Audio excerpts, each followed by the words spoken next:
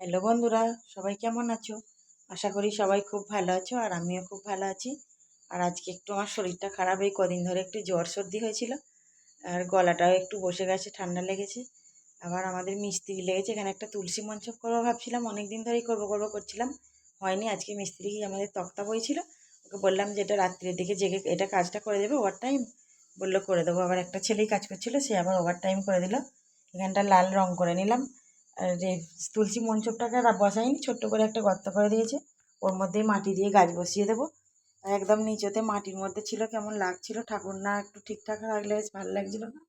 আবার আজকে ঠিক করে নিলাম। আর হয়তো আমার গলাটার জন্য তোমাদের হয়তো একটু শুনতেও ডিস্টার্ব হবে আমার কথাগুলো, তাও একটু আমাকে ক্ষমা করে দিও।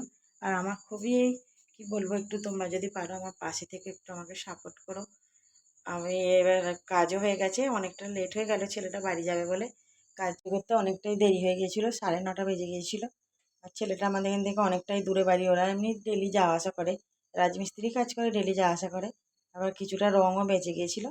এটা পরের দিন সকালে বৃষ্টি হচ্ছিল, আর জলও দিতে হয়নি, খুব সুন্দর করে বৃষ্টিটাও পেয়ে গেছে, আর আমার দেখতে খুব ভালো লাগছে। তোমরা